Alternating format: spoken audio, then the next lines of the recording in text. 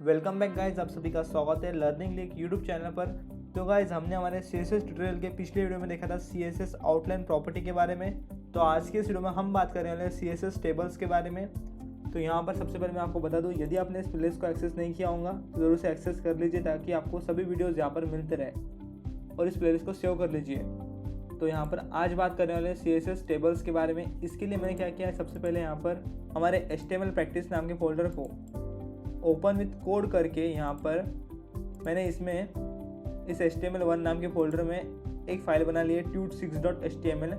इस तरह से आप फाइल बना लोगे और यहाँ पर हमने बॉयलर प्लेट लगा लिया है और यहाँ पर मैंने टाइटल दिया है और हेडिंग दे दिया है।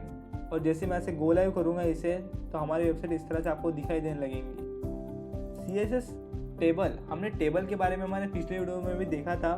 टेबल्स मैंने किस तरह से आपको टेबल्स प्रोवाइड करने वो सब बताया है, टेबल्स किस तरह से बनाने हैं वो बताया। यहाँ पर मैंने एक ट्यूटोरियल बनाया था HTML टेबल के बारे में। ये देखिए 13 नंबर का वीडियो है, उसमें आपको सभी इन्फॉर्मेशन मिल जाएंगी। वो किस तरह से बनाना है टेबल, वो सभी इन्फॉर्मेशन आपको पर मिलेंगी। लेकिन उसे स्टाइलिंग किस तरह से प्रोवाइड करनी है कि वो बहुत बेहतर दिखे, जैसे कि यहाँ पर इन्होंने एक एग्जाम्पल दिया है। यहाँ पर आप देख पा रहे हो ये टेबल कितना अच्छा यहाँ पर दिखाई दे रहा है। तो इस तरह का टेबल आपको बनाने के लिए CSS का यूज़ करना है, तो वो आज हम इस वीडियो में हम देखने वाले हैं। तो यहाँ पर आपको क्या करना है, सबसे पहले यहाँ से मैं एक टेबल के लिए कोड ले लेता हूँ। तो सिंपल एक टेबल हम यहाँ पर ले लेते हैं। तो यहाँ से मैं एक टेबल का कोड ले ले रहा हूँ। तो जैसे ही मैं यहाँ पर इसे पेस्ट कर देता हूँ हमारे कोड में, तो मैंने यहाँ से टेबल का कोड ले लिया है। इस तरह से आपको दिखाई दे रहा है आपका ये टेबल। अब आपको क्या करना है, इसे CSS प्रोवाइड करनी है। उसके लिए आपको क्या करना है, जैसे कि हम CSS की तरह से यहाँ पर प्रोवाइड कर सकते हैं। हम क्या क्या कर सकते हैं, यहाँ पर इसे बॉर्डर प्रोवाइड कर सकते हैं, साइज़ प्रोवाइड कर सकते हैं, अलाइनमेंट कर सकते हैं, उसमें के डेटा का रिस्पॉन्सिव बना सकते हैं। तो बॉर्डर यदि आपको प्रोवाइड करने तो उसके लिए आपको क्या करना है, यहाँ पर स्टाइल टैग का यूज़ करना है। सबसे पहले स्टाइल टैग आप यहाँ पर लिखोगे और उसके अंदर हम क्या करेंगे, इनके नाम से आज हम किसी सिलेक्टर का यूज़ नहीं करेंगे। इनके जो नाम है, नाम को ही हम नाम की मदद से इन्हें सिलेक्ट करेंगे। तो यहाँ पर मैं लिखूँगा टेबल। टेबल को यदि मुझे बॉर्डर प्रोवाइड करनी है तो टेबल यहाँ पर मैं लिखूँगा और उसके अंदर यहाँ पर मैं इसे बॉर्डर यूज़ कर सकता हूँ। तो देखिए यहाँ पर बॉर्डर आपको दिखाई दे रही है। तो जैसे कि हम बॉर्डर यूज़ करते थे वैसे ही यहाँ पर आपको यूज़ करना है 2 पिक्सल सॉलिड ब्लैक। तो देखिए आपके टेबल को एक बॉर्डर आ जाएंगी। तो आपके टेबल को यहाँ पर एक बॉर्डर आ चुकी है। यदि आप इसके ये हेडिंग्स को भी बॉर्डर चाहते हो और इस डेटा को भी बॉर्डर देना चाहते हो तो आपको क्या करना है, यहाँ पर लिख देना है टेबल, साथ ही साथ कॉमा TH कॉमा TD। जैसे आप इस तरह से लिख देते हो तो यहाँ पर आपके इन्हें भी बॉर्डर आ जाती है। अब ये कुछ यहाँ पर बराबर दिख नहीं रहा है, तो हम क्या करते हैं, यहाँ पर बॉर्डर कोलैप्स इस प्रॉपर्टी का यूज़ करते हैं। तो उससे क्या होगा, ये जो बॉर्डर्स के बीच में आप स्पेस देख रहे हो, तो अब ये 2 बॉर्डर मिलके एक बॉर्डर बन जाएंगी। तो ये स्पेस यहाँ से हट जाएंगी इसके बीच में की। तो अब मैं क्या करता हूँ, यहाँ पर बॉर्डर कोलैप्स का यूज़ करता हूँ। तो आपको क्या लिखना है, यहाँ पर बॉर्डर कोलैप्स। इस तरह से आप जैसे लिख दोगे तो आपके यहाँ पर बॉर्डर चले जाएंगे। तो देखिए वहाँ से ये बॉर्डर हट चुके हैं। अब आपको इस तरह से दिखाई दे रहा है। अब आपको क्या करना है, यदि आप इसकी विड्थ बढ़ाना चाहते हो, यदि आप इसके एलिमेंट्स की विड्थ बढ़ाना चाहते हो तो आप इसके विड्थ को 100% कर सकते हो। तो बॉर्डर यहाँ पर विड्थ का यूज़ करेंगे हम, विड्थ 100%। ऐसे मैं इस तरह से यहाँ पर लिख दूंगा। तो इसकी विड्थ देखिए 100% हो चुकी है। अब क्या हुआ है, यहाँ पर 100% विड्थ में जो आपका पहला ये कॉलम था इसने सबसे ज़्यादा विड्थ ले ली है। तो मैं क्या करता हूँ, यहाँ पर मुझे तीनों को बराबर यहाँ पर विड्थ देनी है। तो मैं यहाँ पर सिर्फ इसे कट करके यहाँ पर टेबल को सिलेक्ट करता हूँ। टेबल को सिलेक्ट करके उसमें मैं डाल देता हूँ विड्थ 100%। तो अब देखिए ये बराबर यहाँ पर आ गया है। तो आपके टेबल को आपको विड्थ प्रोवाइड करनी थी, ना कि आपके इसमें के डेटा को और आपके TH को आपको विड्थ प्रोवाइड नहीं करनी थी। आपके जब टेबल को आप सिलेक्ट करके उसको विड्थ 100% करते हो तो वो इस तरह से आ जाता है। लेकिन यदि आप तीनों को सिलेक्ट कर रहे हो और उसमें विड्थ 100% कर रहे हो तो वो इस तरह से नहीं दिखाई देगा। अब यहाँ पर आप टेबल अलाइनमेंट कर सकते हो। टेबल अलाइनमेंट यानी कि आप आपके जो डेटा है इसमें का उसको अलाइन कर सकते हो सेंटर या फिर लेफ्ट राइट में। बाय डिफ़ॉल्ट तो वो लेफ्ट में रहते हैं सब। यदि मैं क्या करना चाहता हूँ, टेबल का जो TH है TH को अलाइनमेंट टेक्स्ट अलाइन में उसका सेंटर करना चाहता हूँ, तो वो सेंटर आ जाएंगे। तो देखिए यहाँ पर TH आपका सेंटर में आ चुका है, तीनों TH आपके सेंटर में आई है, और ये आपका अभी भी डेटा इसी तरह लेफ्ट में रह चुका है। अब यदि मैं इस डेटा को भी सेंटर में लाना चाहता हूँ तो मैं क्या करूँगा, उसे भी ये इस प्रॉपर्टी सेम प्रोवाइड कर दूंगा। तो यहाँ पर मैंने बजाय फिर से लिखने के मैंने यहाँ पर कॉमा करके TD लिख दिया, तो उसे भी सेम प्रॉपर्टी असाइन हो जाएंगी। तो देखिए वो भी सेंटर में आ गया है। तो इस तरह से आप अलाइनमेंट कर सकते हो। उसी तरह यहाँ पर और अलाइनमेंट की प्रॉपर्टीज़ रहती है, जैसे कि वर्टिकल अलाइन का हम यूज़ कर सकते हैं। तो यहाँ पर वर्टिकल अलाइन, यहाँ पर देखिए आपको ऑटो, बेसलाइन, बॉटम, मिडल, इस तरह से ये वैल्यूज़ मिल रही है। तो बॉटम का यदि आप यूज़ करोगे तो वो नीचे सरक जाएंगे। यहाँ पर साथ ही साथ आपको क्या करना पड़ेगा, इसके साथ साथ यदि आप अभी देखोगे तो आपको यहाँ पर चेंजेस नहीं दिखाई दे रहे, कुछ पता नहीं चल रहा है। यदि आप यहाँ पर हाइट का यूज़ करते हो, हाइट आप दे देते हो यहाँ पर 6 पिक्सल, तो आपको कुछ चेंजेस पता चलेंगे। और भी हम पिक्सल को बढ़ा सकते हैं। तो इस तरह से जब आप यहाँ पर हाइट भी देते हो तो इस तरह से हाइट मिल जाती है आपके टेबल डेटा को। तो यहाँ पर सभी टेबल डेटा को यहाँ पर हाइट मिल चुकी है, 50 पिक्सल की हाइट मिल गई है, और वो वर्टिकल अलाइन बॉटम में आ गए हैं, बॉटम में है वो। यदि वैसे आप हाइट देते हो तो वो यहाँ पर रहते थे, लेकिन हमने क्या का यूज़ किया है, वर्टिकल अलाइन बॉटम का यूज़ किया है। इसके कारण वो नीचे आए हैं, वर्टिकली अलाइन हुए हैं नीचे की तरह, बॉटम की तरह। यदि मैं मिडल रखूँगा इसे, तो इसे कमेंट करके मैं इसे मिडल कर देता हूँ, वर्टिकल अलाइन मिडल, तो वो मिडल में आ जाएंगे। तो देखिए मिडल में आ चुके हैं ये। तो इस तरह से वर्टिकल अलाइन हो गया है इनका। आप TH को भी हाइट प्रोवाइड कर सकते हो। तो यहाँ पर यदि मैं TH को हाइट प्रोवाइड कर दूँ, वर्टिकल अलाइन कर दूँ, तो वो भी हम कर सकते हैं। तो देखिए मैं यही प्रॉपर्टी कॉपी करता हूँ और TH में यूज़ करता हूँ, तो TH भी इस तरह से बिहेव करने लगेगा। तो हमारा टेबल इस तरह से यहाँ पर अच्छा दिखाई दे रहा है।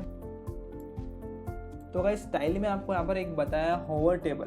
अब गाइस ये होवर टेबल है क्या, तो इससे क्या होता है, जैसे आप इस पर क्लिक कर रहे हो, देखिए आप इस पर कर्सर को मूव कर रहे हो तो ये इस तरह से ग्रे कलर का हो जा रहा है इसका बैकग्राउंड। तो वो किस तरह से इन्होंने किया है, तो उसके लिए क्या किया इन्होंने, TR जो आपका टेबल रो रहता है उसमें क्या किया है, होवर करने पर बैकग्राउंड कलर ये हो जाना चाहिए। मैं वैसे आपको करके दिखाता हूँ। तो TR आप जैसे लिखोगे और आप लिखोगे होवर, तो आपका ID आपको सपोर्ट करेगा। होवर लिख दिया आपने, कर्ली ब्रेसेस के अंदर आपको क्या लिखना है, बैकग्राउंड कलर, जो भी आपको कलर देना है वो आपको लिख देना है। तो बैकग्राउंड कलर ग्रे, तो देखिए ग्रे कलर मैंने यहाँ पर दे दिया बैकग्राउंड कलर। तो आप जैसे होवर करोगे तो इसका कलर ग्रे होता जा रहा है। तो इस तरह से आप यहाँ पर होवर करने में स्टाइल प्रोवाइड कर सकते हो। तो TR को जैसे मैं क्लिक करूँगा तो ये प्रॉपर्टी यहाँ पर अप्लाई हो जाएगी। इस तरह से स्टाइल आपने यहाँ पर प्रोवाइड कर दी। और भी यहाँ पर बता दिया गया है आपको कि सिर्फ आपके जो इवंथ नंबर के टेबल रो है उन्हें ये स्टाइल प्रोवाइड होनी चाहिए। वो ऑलरेडी यहाँ पर ग्रे कलर के रहना चाहिए या फिर किसी भी कलर के रहना चाहिए। तो उसके लिए यहाँ पर आप यूज़ कर सकते हो nth चाइल्ड सिलेक्टर का। तो आपको nth child even background colour ये यूज़ करना है। तो मैं इसे कॉपी करता हूँ और यहाँ पर मैं इसे पेस्ट करूँगा। तो आपके जो इवंथ नंबर के टेबल में इवंथ नंबर का डेटा रहेगा, रो रहेगा, उसे ये प्रोवाइड हो जाएंगी प्रॉपर्टी। तो यहाँ पर मैंने इवन लिखा था, यानी कि वो इन्होंने यहाँ से 0 से स्टार्टिंग की होंगी, 0 1 2, तो ये 0 2 इवन नंबर को यहाँ पर प्रोवाइड हो चुका है ग्रे कलर। तो इस तरह से आप यहाँ पर ऑड भी कर दोगे तो ऑड को प्रोवाइड हो जाएंगी। मैं इसे कमेंट करता हूँ और इसे मैं नीचे पेस्ट करके यहाँ पर ऑड लिख देता हूँ। जैसे मैंने ऑड लिखा तो अब वो ऑड को हो जाएंगी प्रोवाइड। तो देखिए यहाँ पर आप ऑड को देख पा रहे हो, 1 2 यहाँ पर पहले वाले को हुई है, फिर तीसरे वाले को हुई है और फिर बाद में 5th नंबर के रो को यहाँ पर ये प्रॉपर्टी अप्लाई हो चुकी है। अब बात करते हैं आखिरी में कलर के बारे में। तो आप कलर भी दे सकते हो। यहाँ पर आपका जो टेबल हेडिंग है उसे आप कलर प्रोवाइड कर सकते हो। तो यहाँ पर मैं TH में जाता हूँ, TH में जाके क्या करता हूँ, बैकग्राउंड कलर ग्रीन कर देता हूँ और यहाँ पर इसका कलर करूँगा मैं इसमें के टेक्स्ट का वाइट। तो ये प्रॉपर्टी अप्लाई कर दी हमने। तो देखिए इसका कलर ग्रीन हो चुका है और इसमें इसका बैकग्राउंड कलर ग्रीन हो चुका है और जो टेक्स्ट है उसका कलर वाइट हो चुका है। आप चेंज कर सकते हो। यहाँ पर मैं इस कलर को थोड़ा सा चेंज कर लेता हूँ, थोड़ा अच्छा सिलेक्ट कर लिया है मैंने। और इस ग्रीन कलर को भी थोड़ा मैं इस तरह का ग्रीन सिलेक्ट कर लूँगा।